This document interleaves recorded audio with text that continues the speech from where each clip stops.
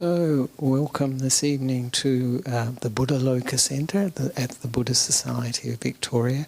And we're very fortunate this Monday evening to have a guest teacher, the Venerable Galkande Dhammananda Tero from Sri Lanka. And for those that were here yesterday, you'd have heard his talk, and he puts a big emphasis on bringing peace and harmony to communities that haven't got peace and harmony perhaps and need more of it. So we're very, very fortunate to have him here. He's been a monk for 33 years and is the chief monk of the Wapola Rahula Institute in Colombo. And so it does a lot of work to heal the divisions in society. And he's travelling around Australia to meet with communities, including the Aboriginal community, to find out about, how we can work together, bring people together, rather than dividing people, which is fairly common. So now I'd like to hand over to Bhante for this evening's talk, meditation, guided meditation, which will probably be the usual format, an introduction, and then a guided meditation, and then Q&A, questions and answers. So, thank you, Bhante.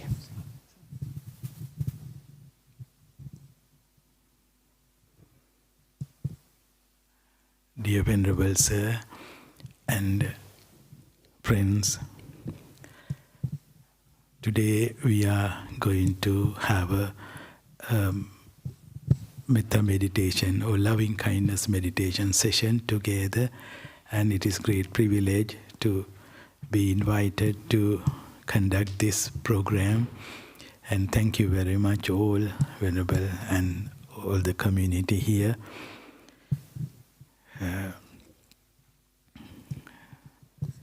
Those who participated last program, there I shared how much the loving kindness, practicing of loving kindness is helpful for healing ourselves and healing those who are living with us and the community, and then to heal the environment and the whole world where we live. So it is in a way personal experience, and then seeing how much it is useful to heal ourselves.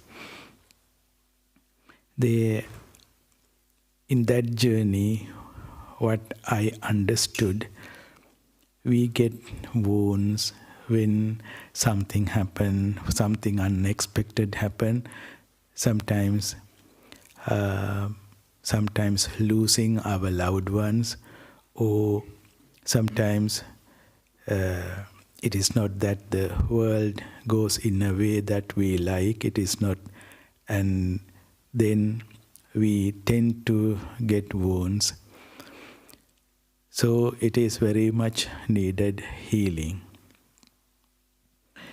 The other thing is the conflict that we have with ourselves and with those who are living with us, and the conflict with the environment.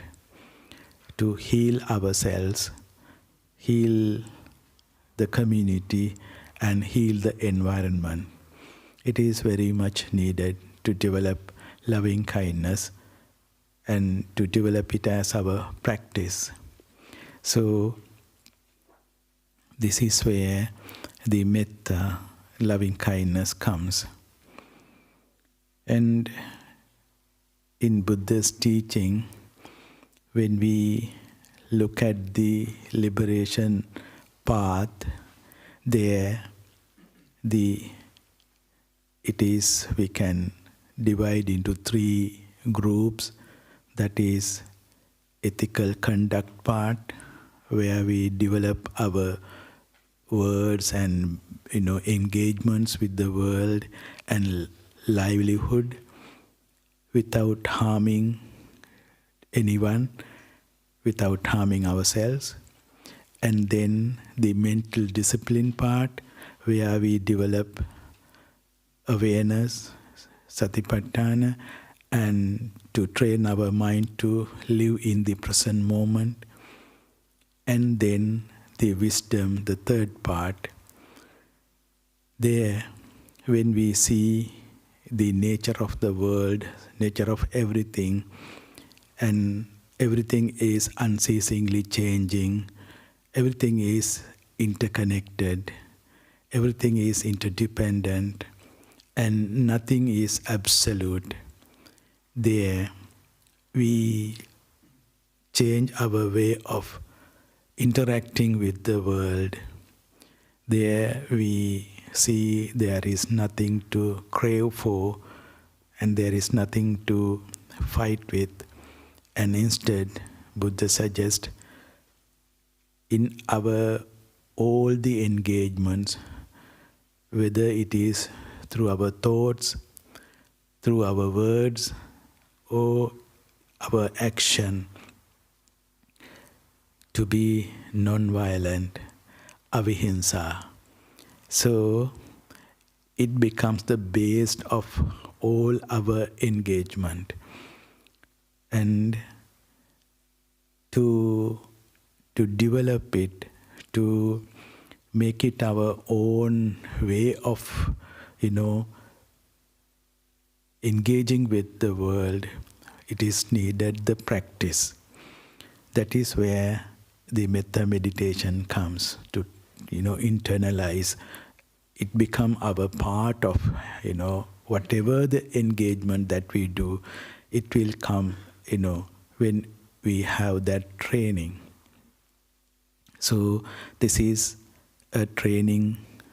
This is how we train our mind and train to respond with metta. So this is what we are going to do in this program. And what comes in, through all the meditation practices, Buddhism suggests that we can train our mind and we can condition our mind. And even though we do not condition our mind, it is conditioning process happens. So we will be conditioned to respond with anger and animosity if we are not mindfully engaged with our mind. And perhaps it will be the, we think that it will be the way to go ahead.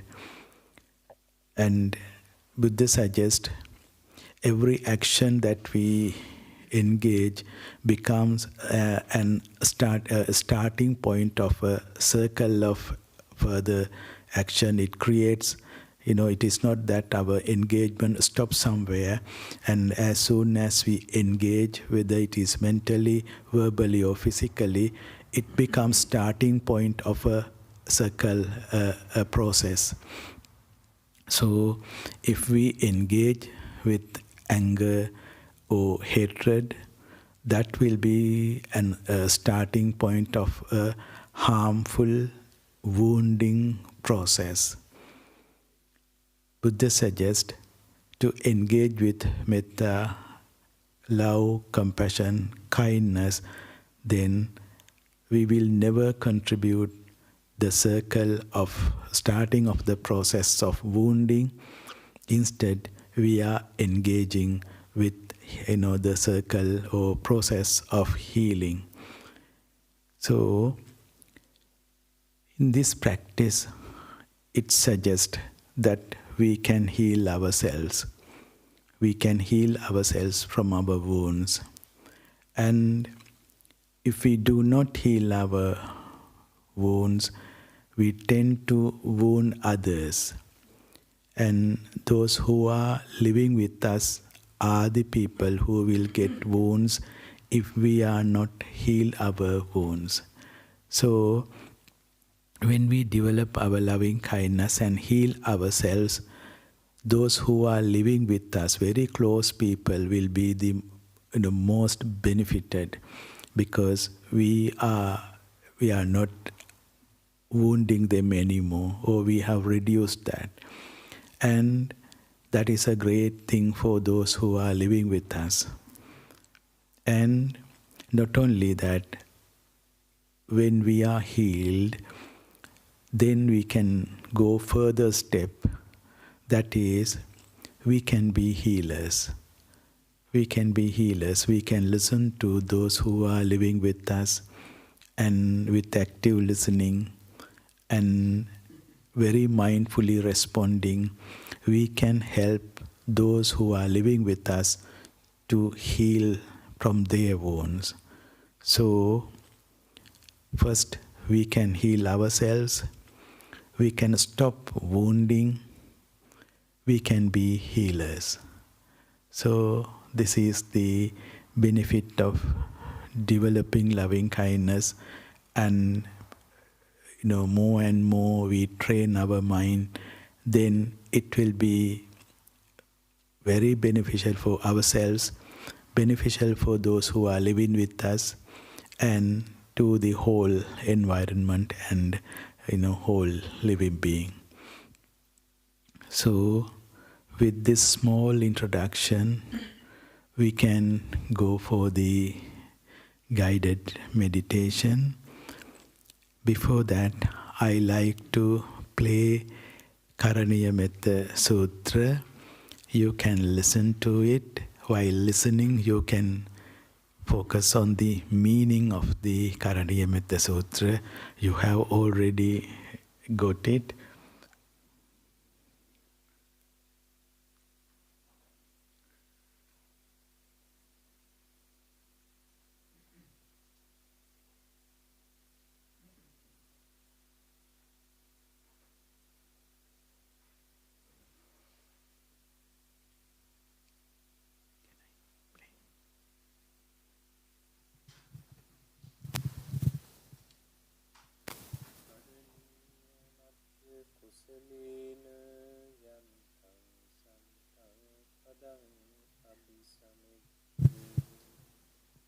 Sakko ujuca sujuca suacho chassa mudu anatita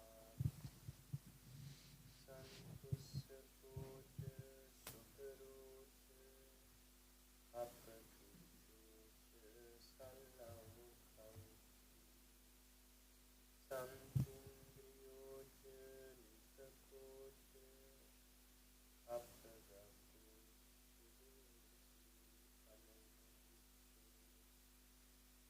Naja buddhang samachariti yena hari sukavadi sukino va kemino api satta bhavantu suti satta iti pana buddhasti Tasavatavarava anavasisa Digavai mahantava Madhimarasya kanukapita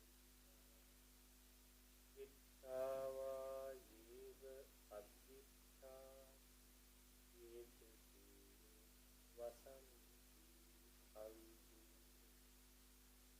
Bodhava sambhavisiya api satta bhavantu suti satta naparo parang vipubhuti nati manyute tapetirang tanti vyarosana patiyasanya Nanya manyasya kuchemiti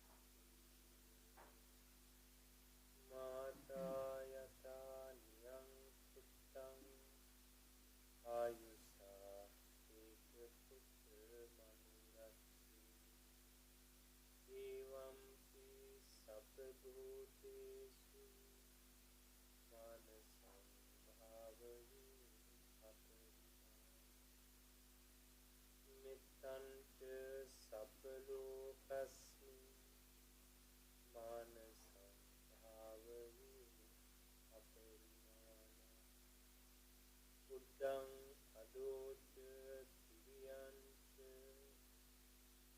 asambhadam aviram asupattang ittang tarang visunno Sayano Vayavatassa Vigate Etang Satin Aditteya Brahmanutam Viharam Nittincha Anupagamma Silava Dasane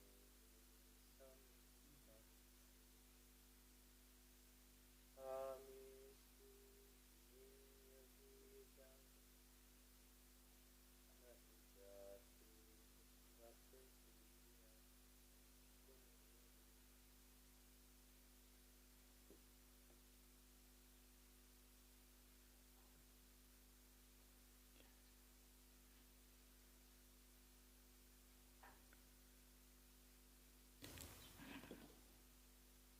In this Karaniya Metta Sutra, you saw that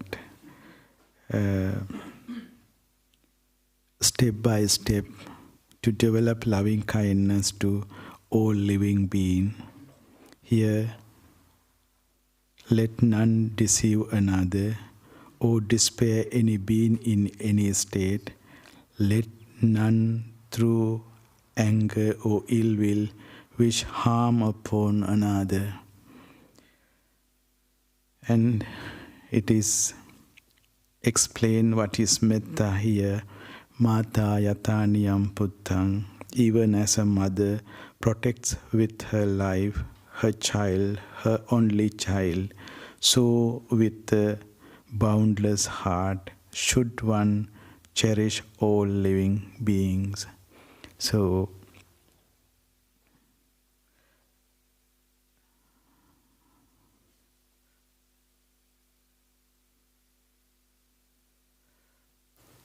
as practitioners, most of you are meditating and engaging meditations here, so you have better understanding and training. Living in the present moment, or anapanasati, breathing meditation, to live with awareness or be aware all the time, that is satipatthana. Metta bhavana, the practice of metta bhavana is a phrase in the Pali language. Metta means love, like a mother loves her child. It means caring, compassion, friendliness, or kindness. Hence, loving kindness for short. It is an emotion, something you feel in your heart.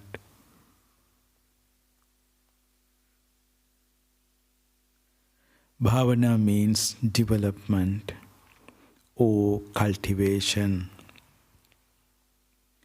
So, Metta Bhavana means cultivating loving kindness.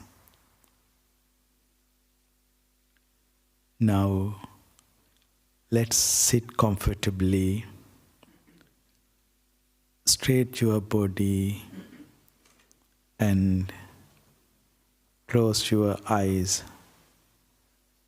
to start the meditation.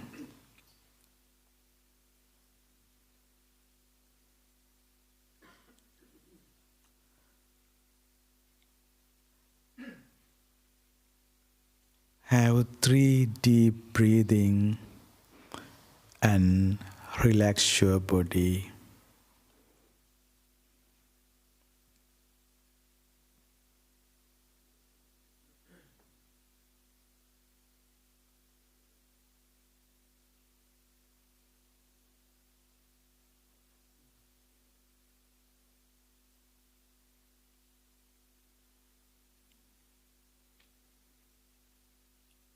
Here, even for a few moments, we give up all thoughts of ill will,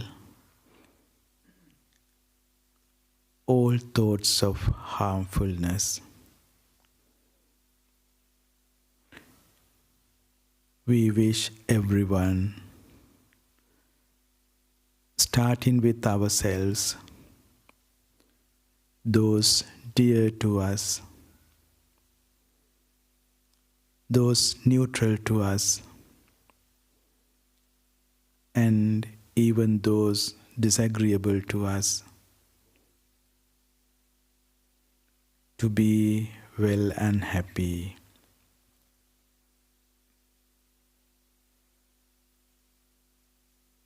This will create the necessary conditions to heal our hearts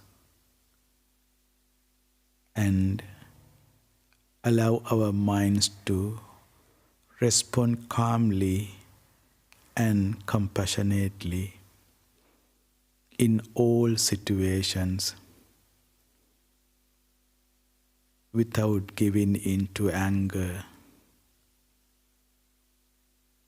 which can escalate to hate and violence.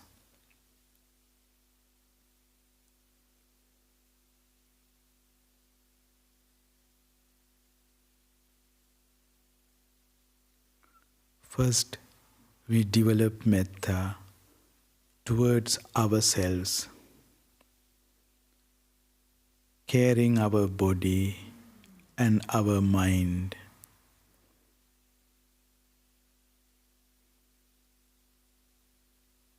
We start by becoming aware of ourselves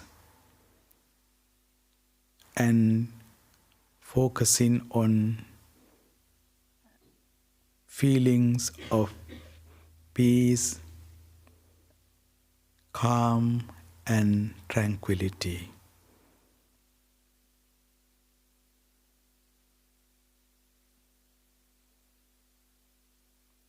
No matter what, we can and we must love and care for ourselves. Repeating, may I be well,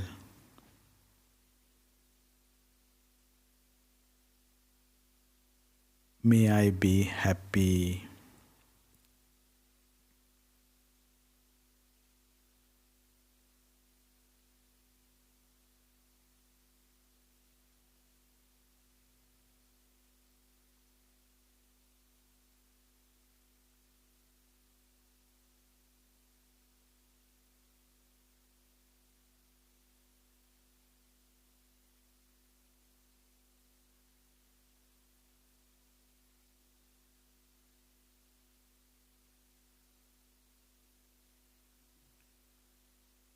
and the way to be well and happy is by letting go all thoughts of ill will towards anyone and all thoughts of harmfulness. So, may I be free from ill will,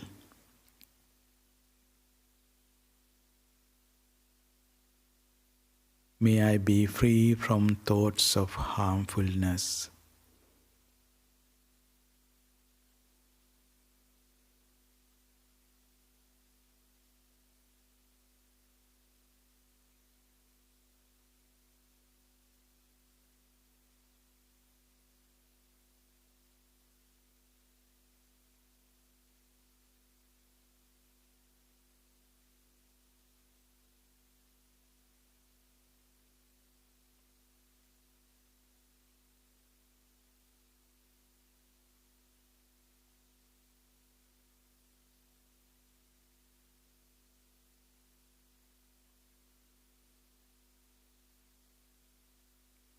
Then we think of a person dear to you.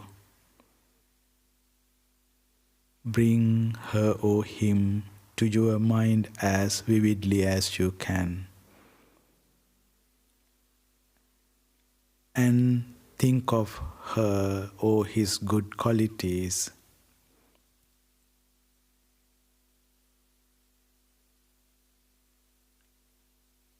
Feel your connection with this dear person and your liking for that person.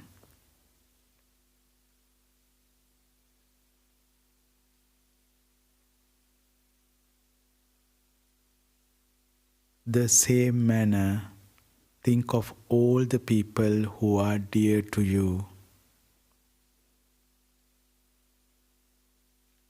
Feel your connection with those dear persons and your liking for them. And encourage these to grow by repeating, may they be well, may they be happy.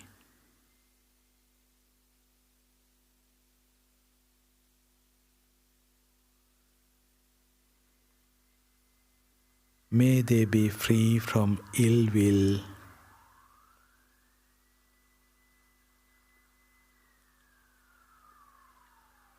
May they be free from thoughts of harmfulness.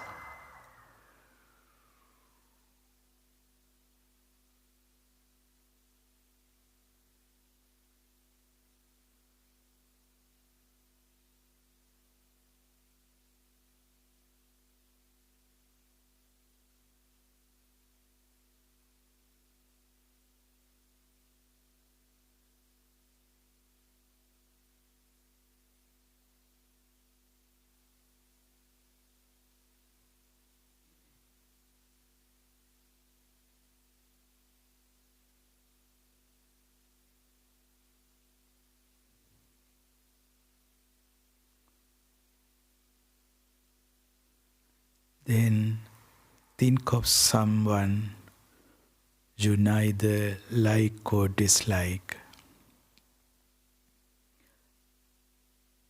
A person neutral to you.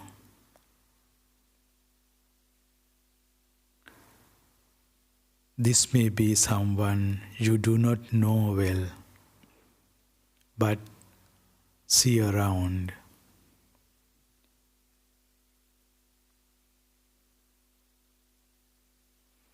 Include them in your thoughts and feelings of metta.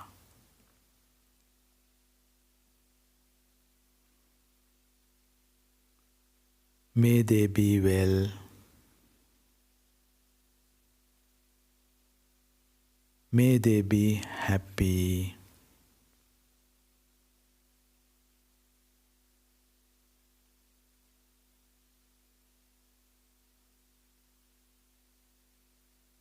May they be free from ill will.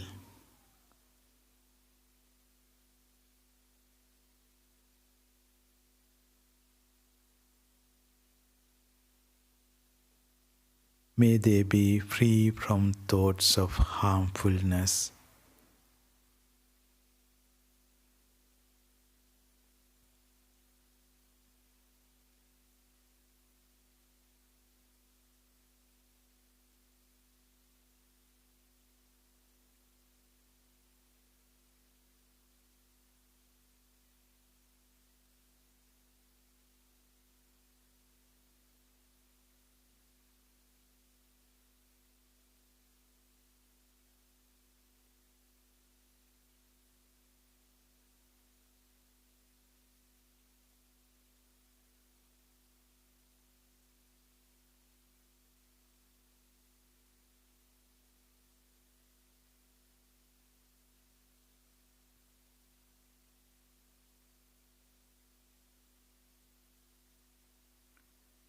Then think of someone you dislike, a disagreeable person, someone you are having difficulty with.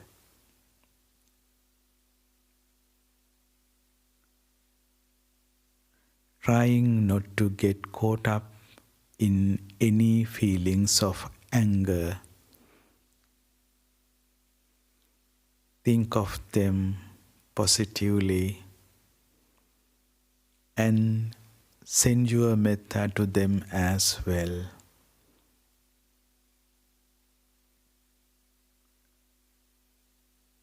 May they be well.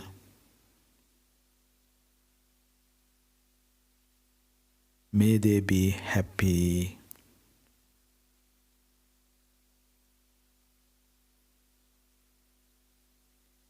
May I have not feelings of ill will towards them.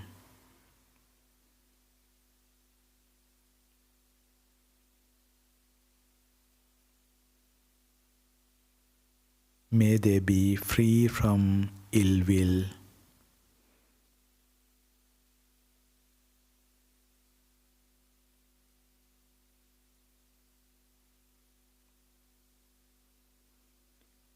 May I have no thoughts of harmfulness towards them.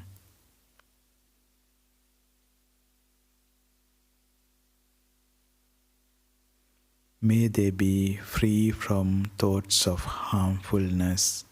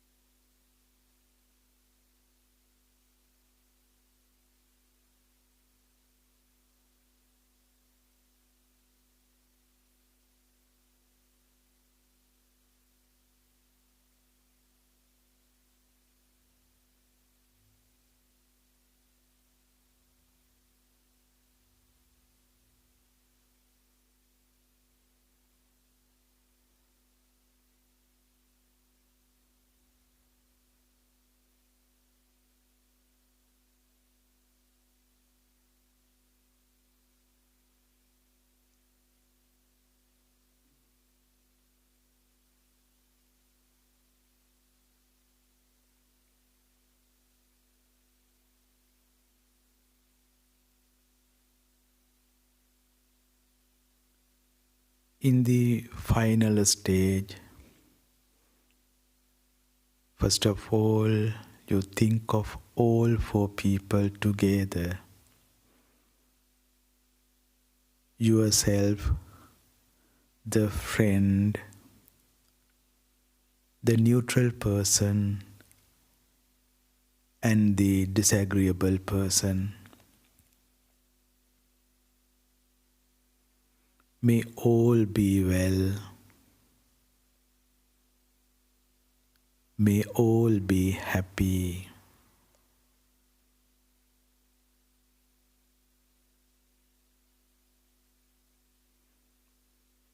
May I have not feeling of ill will towards anyone.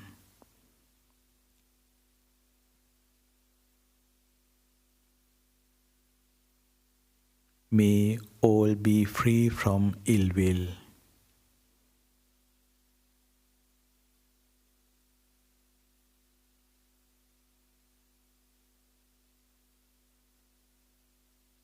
May I have no thoughts of harmfulness towards anyone.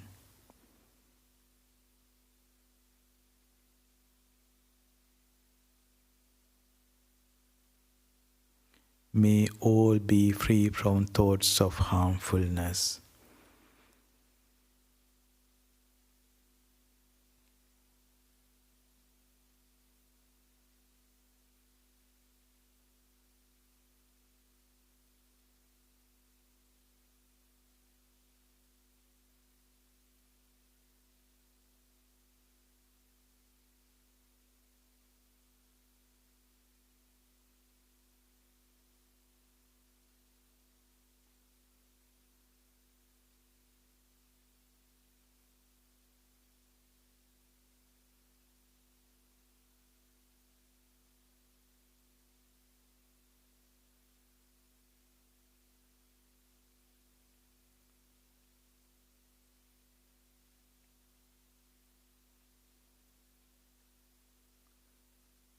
let us extend our thoughts and feelings further to everyone around us, to everyone in our neighborhood,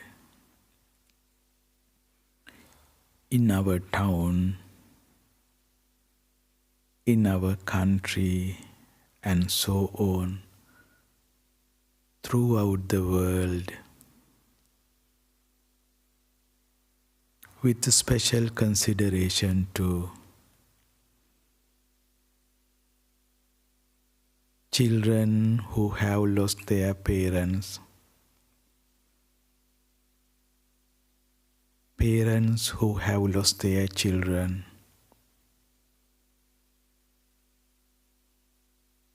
wives who have lost their husbands, husbands who have lost their wives,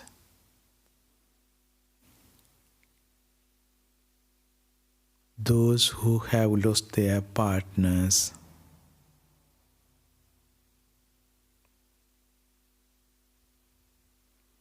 all those who are suffering due to the loss of their loved ones. May they be well. May they be happy.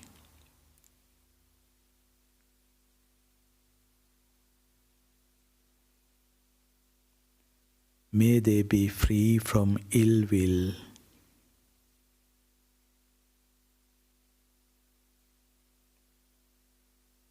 May all be free from thoughts of harmfulness.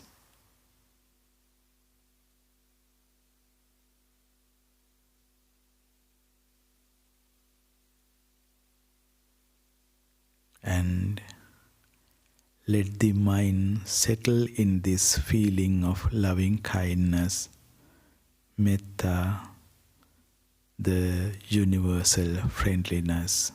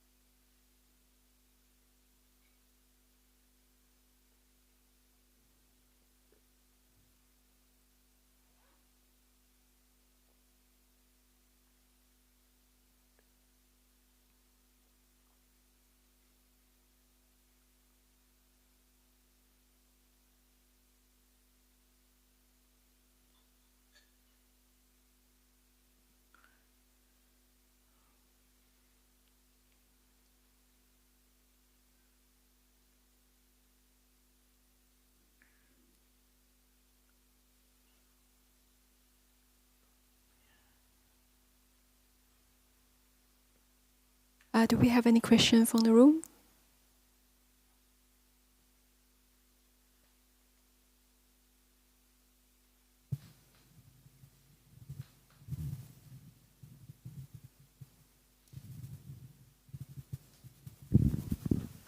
Bhante, thank you for the meditation. We have an online question.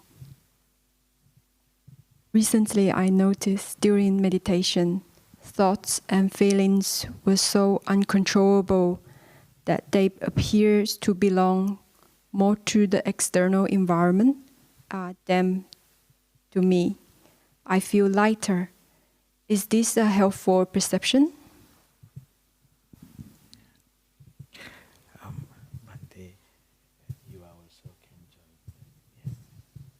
In this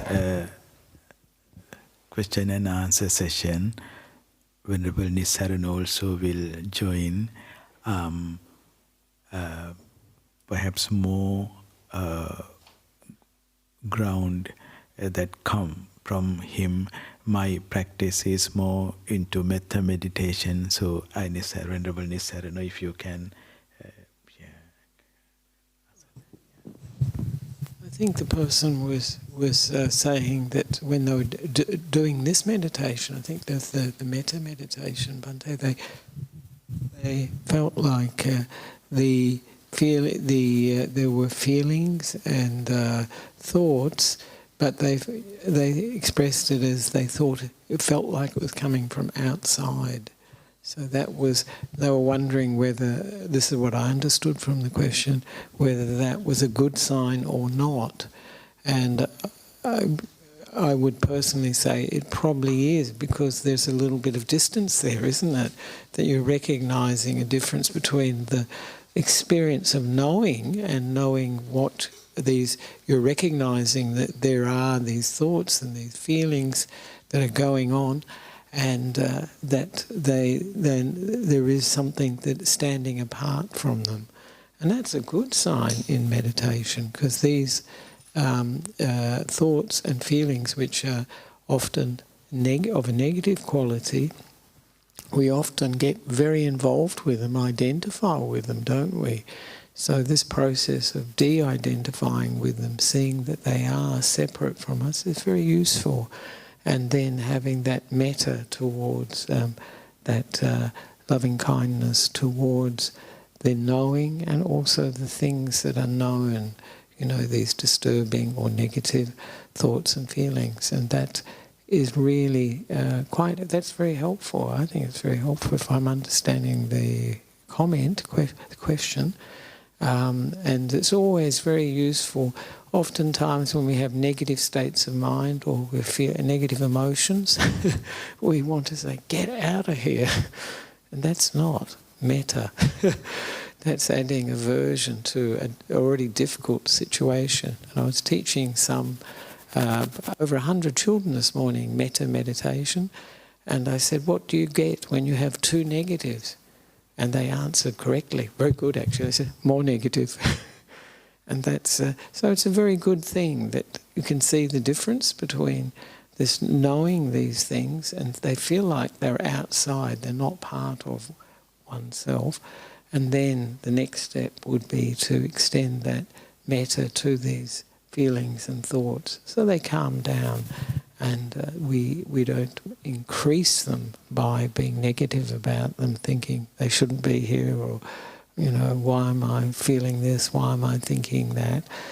This is very good. It sounds like a good sign to me, actually, in the meditation. Stepping back, as I say, not being it, but seeing it, and that's a good thing. Not identifying with it.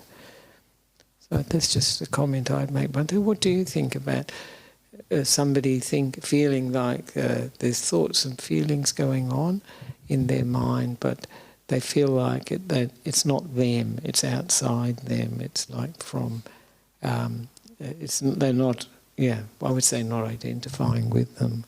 And how can they use metta to in this situation? I think the same way that identifying what is happening, and it is not that the thoughts taken you away, but you become observer and see, then separate yourself from those thoughts. And I think that is a good way of, identify, thoughts.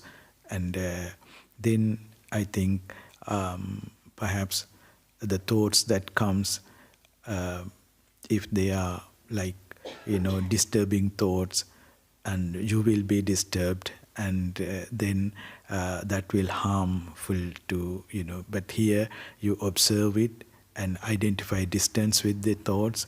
And I think that is a way of developing metta and loving kindness.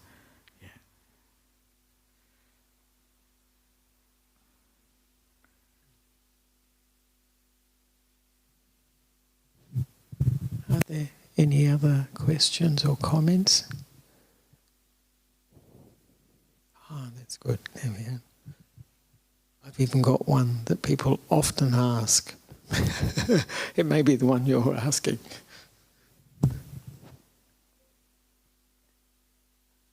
Thank you for your teachings. Thank you very much. One of the things that I find very difficult is, as an observer, you might be able to identify the thoughts as they arise, but quite often the feeling associated with that thought can keep you in the grip. Do you understand what I mean? So a thought you can look at as a word or an image passing, but once that feeling establishes associated to it, you can become quite overwhelmed. And as Bhante was saying, use loving kindness. I mean, to me that's a beautiful thing, but in the reality of the happening of the feeling, it's very difficult sometimes. You can, make your mind feel very disturbed, because of course one would like to be in the loving kindness. Do you understand what I mean? But the feeling can very much take over. In that case, what would be the very best thing to do? What do you think, Bhante, in that case where the one can disassociate and not associate with the thoughts, take them as being me and mine, but then when you have the feeling that feels like it's really me that's having this feeling, and it's not the feeling that I'm intending to develop or cultivate, but it feels very real, and it becomes the focus, isn't it? The focus of the mind, even though we think, well, I prefer to have loving kindness in the mind, but I'm experiencing this feeling that isn't loving kindness. Yeah, what can we do in that situation? What do you think, Bhante? Yes, the thoughts coming into trigger certain feelings, and that happens. My own experience, what I, initially it was not easy to, but over time with practicing, and then even the feeling that we see that it is created by the things that are coming from outside, and to notice that this is what I can share with you with the experience. Perhaps Venerable Nissarano can add more. Yes, this is what I can share with you. Yes, well, we have, because human beings are driven by feeling. Actually, they are the major source of our experience, really. But of course, you see, the thinking is feeding, as Bhante mentions. It's feeding this emotion that we're experiencing, this feeling that we're experiencing. So seeing that, distancing or seeing the thinking as something that's happening is good, and I think it will reduce the feeling that comes up. But it's at that time, it's very handy, very good, if we can see this feeling as being like an injured part of the body, like we've got a bad wound, and we're giving it some medicine. We're giving it this medicine like your mum or your dad. If you when you're young, you fall over or something, then they give it a little bit of a rub or kiss it better, so that sort of thing. And this is loving kindness, really. And often it works. Children get up and they start running around again.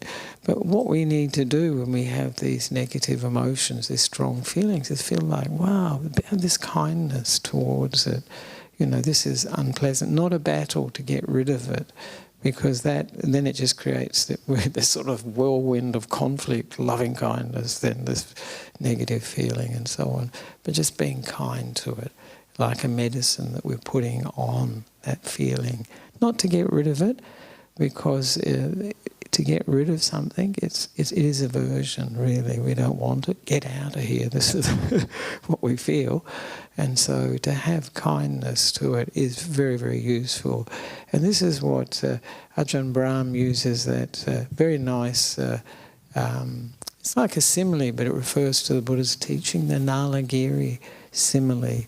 Nalagiri was the elephant that one of the attempts to kill the Buddha was to get this elephant drunk and beat it, make it angry, and then when the Buddha was coming on alms round in that city, let the elephant loose, and then it charged the Lord Buddha, and this elephant charged the Buddha, and Venerable Ananda, his attendant, personal attendant for 25 years, I think, he stood in front, and then the Buddha said, Ananda, no, not necessary, it's not necessary. And then as the elephant was charged, this drunken, angry elephant charged, he sent a radiated metta to it, and the elephant slowed down, and in the telling of this stopped, and then bowed down to the Buddha, and then presumably went back to the elephant stable. And this is what we can do when our mind is like Nalagiri, when it's out there raging. No point trying to stop it by force, using real force, a negative mind state, but to give this loving kindness, this real soothing acceptance, kindness, friendliness to it. So I think this Nalagiri strategy, as Ajahn Brahm calls it, is quite useful when our minds are a bit out of control. And it's a time to allow that energy to dissipate with kindness and not to wind it up with more negative feeling, like, I shouldn't be feeling this, or why am I feeling this? This is what's happening, And then to have that kindness towards it, and then it can dissipate and be like Nalagiri, the elephant, and calm down, even though was drunk and was beaten, so very angry. But that warmth and acceptance, and this is the thing that metta can do for one. If you meet somebody that has a lot of metta in life, that incredible acceptance and warmth can be have such an impact on us. It can be quite transformative when you meet somebody with a lot of metta. But we can do it for our minds too, whatever we're experiencing. And then that negative energy can reduce, and then dissipate. Because it will all, all the emotions that we have, all the negative or the positive emotions we have, they will pass away. They're changing moment by moment, really. And so it will pass. But to have this kindness towards it really can allow it to pass much, much easier and create less of this whirlpool of conflict. Oh, I shouldn't be feeling this. I don't want to feel this, but I am. and then to have the metta is very, very helpful. And so it's a very useful way to deal with difficult mind states. So this is when your mind is out of control, you can think of Nalagiri and the Buddha taming Nalagiri with his incredible warmth and kindness. And so can be useful for us. Yeah. I appreciate that. Thank you. Yeah.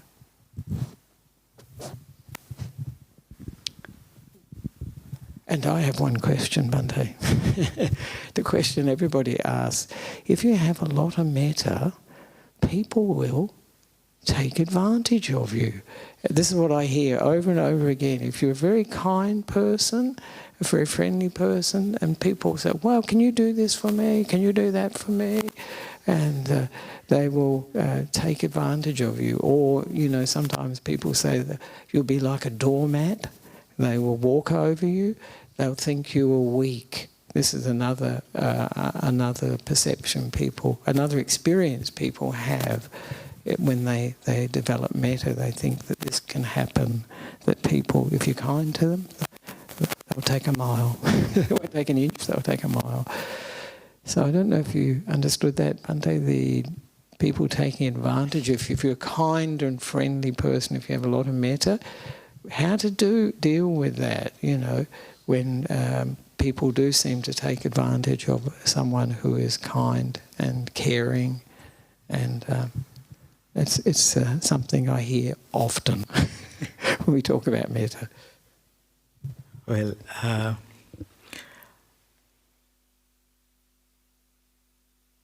when we develop metta and it becomes our way of, our thoughts and whatever happens and working with people, it is with metta, the kindness. And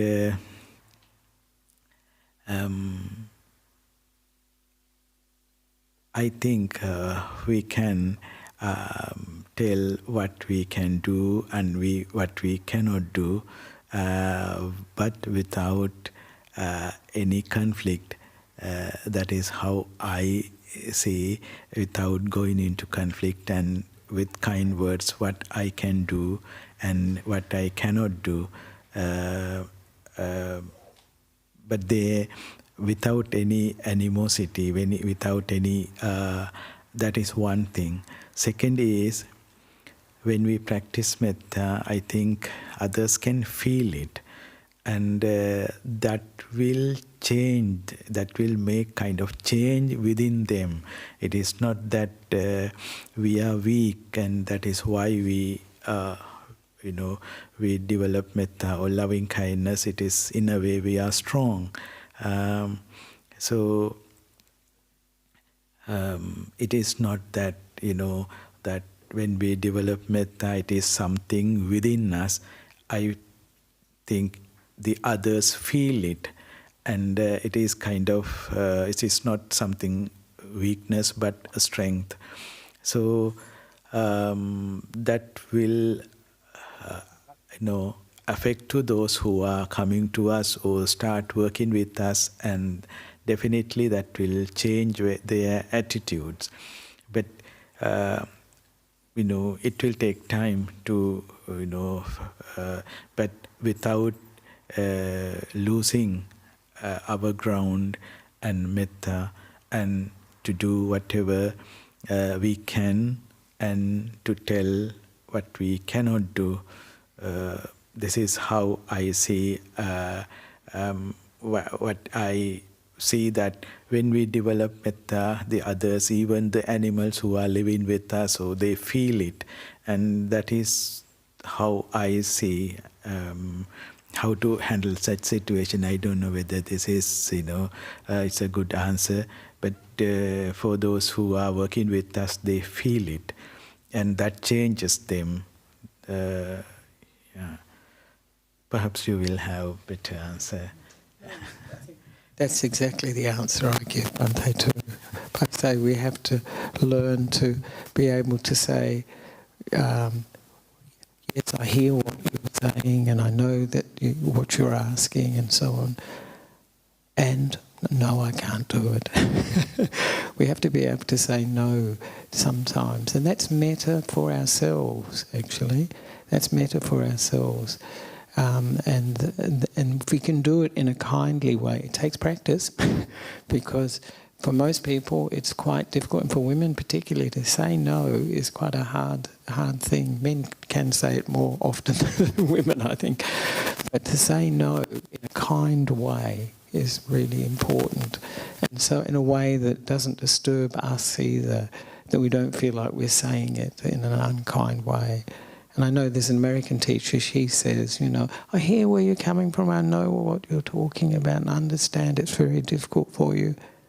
And no. No, but not a but and no, but and no. In English, it's less of a negative when you use an and than a but, because when a person hears but, they know that there's rejection's coming. So that is a very a useful thing. You have to train ourselves to be able to do that, so we can say no in a good way, a way that we find doesn't disturb us. That we are, as Bhante said, saying, no, I can't do that. It's not within my power, or I've got other things that I have to attend to. But you don't have to explain everything, but just to say you can't do it in a nice way. The problem comes when we start to identify with being a kind person, and we feel like, well, if I say no, I'm not a kind person.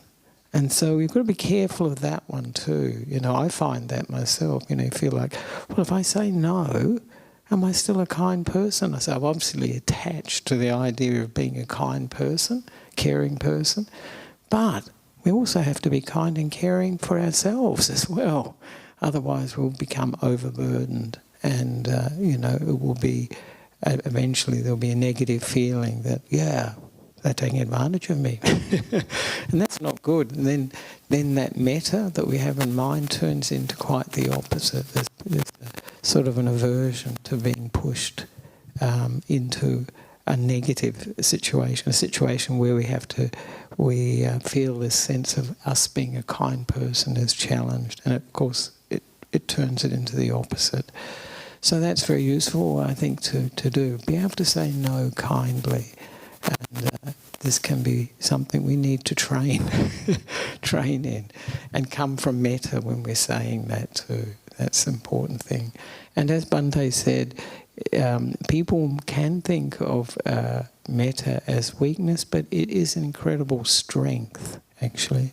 And if we develop metta as the Buddha intended, it can become completely unbounded. So this is an enormous power, that metta can unleash, really. It's a really strong thing. Often say it's not... We often think of metta as warm and cuddly, like soft toys. A teddy bear or something like that, or rabbit, bunny rabbit this year. But metta can be developed into incredible power, and it can be used for... When we have the perception that it's unbounded, it's a single perception. So this can mean that the mind can develop very strong samadhis, stillness, and very, very powerful state of mind, and can be used for developing the deep meditations, jhanas, and so forth.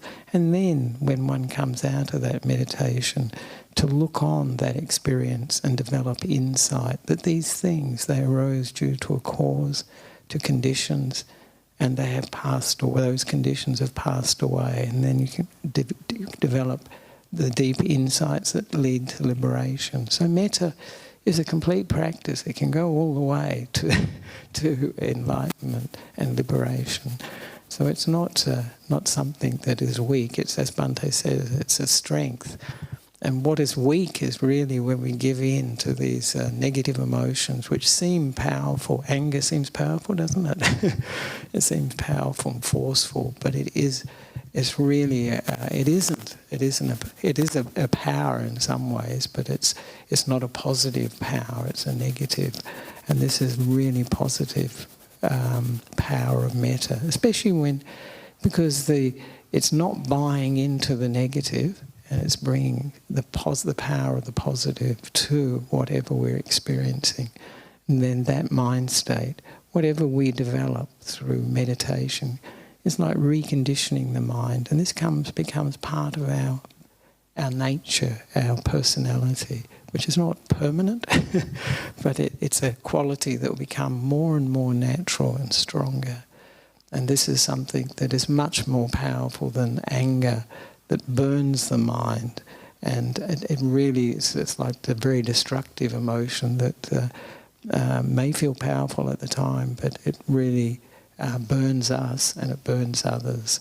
So this metta is a strong thing. It's something very powerful.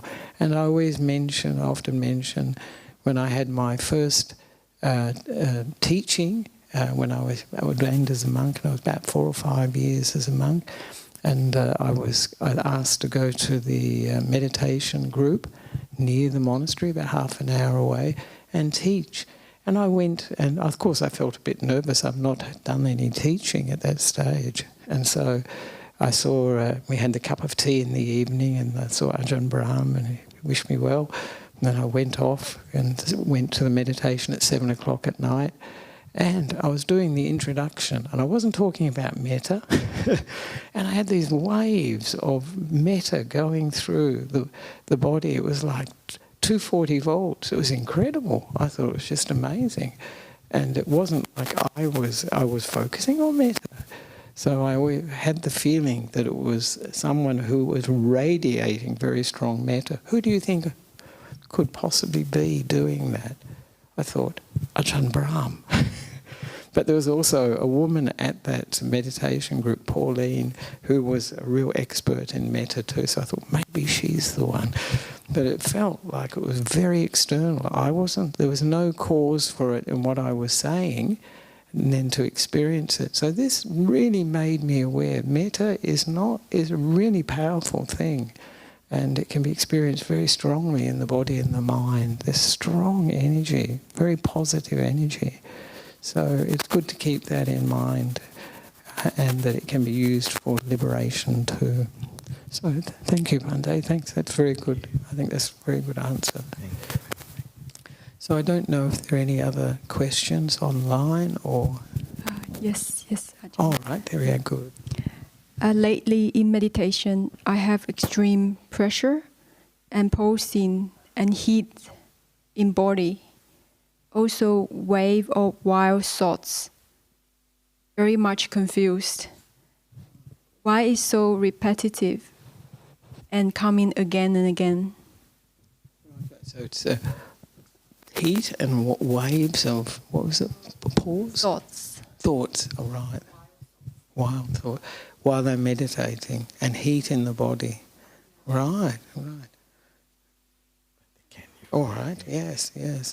I think, these experiences, when we have experiences like this, it's good to be able to be aware of it, just be aware of it. And in this case, I would suggest, just having kindness for whatever one's experiencing, this friendliness, this metta for it.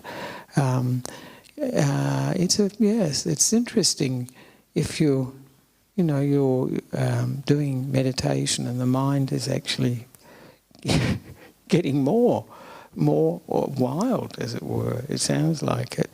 And that can be, that when we start to calm down, the mind is almost panicking because it's used to running wild.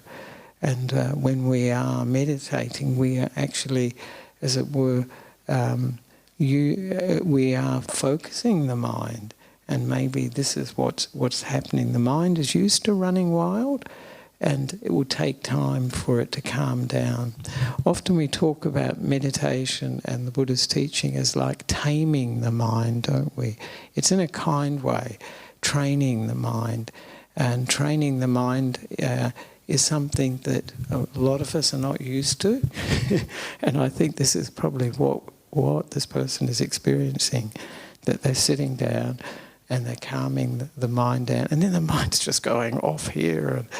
And to a certain extent, that could be just the process of calming down and the mind rebelling. It wants to run like kids. You say, now's the quiet time, now's the quiet time, and they rev up and they want to run around, and or when you want them to go to bed, suddenly they're very active. And so it can be the same sort of scenario, and something we can work with, but always with kindness, not a lot of force. So that's what I would suggest. And then that thinking can reduce and die down, and more peaceful states can come up. So I would suggest that for this person, not to lose heart. That you think, wow, I seem to be getting worse. Because I know when people first start meditating, the comment I hear nearly every time is, I can't meditate. It's just thinking. It's just thinking going on, one after the other.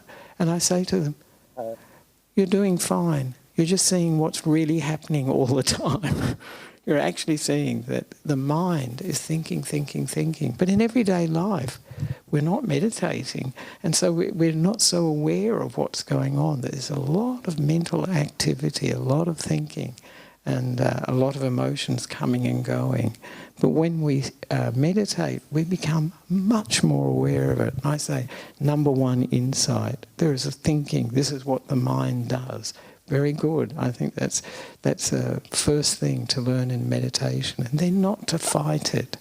Because, when people have thinking, I don't want to think.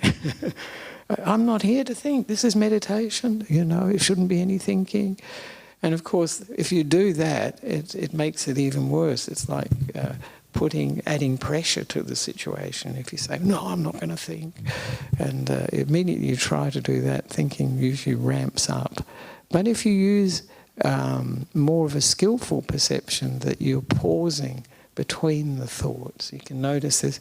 You hear Ajahn Brahm often does this. He says, when he's speaking, there are pauses. And we notice the mind, it just waits. Have you noticed that? It's waiting. And there is a gap. And that's something can be useful for this person too. Just to notice, there's a lot of thinking going on, but there are some gaps. And the more we notice the gaps, the more attention we give to the gaps, the bigger the gaps come. And when like when I was talking slowly, you can notice the mind's waiting for the next bit. And it's actually silent for a little bit, isn't it? What's the next word? And so it's a very skillful thing to look at, notice the pauses, because the Lord Buddha says whatever we pay attention to, that will grow. Whether it's a good thing or not a good thing, it will grow. And this is a good thing, because those gaps, what are they? They're peace. They're actually a bit of silence in the mind. They're a gap between the thinking. And so we can realise that the mind does have this potential of this peace, this quietness.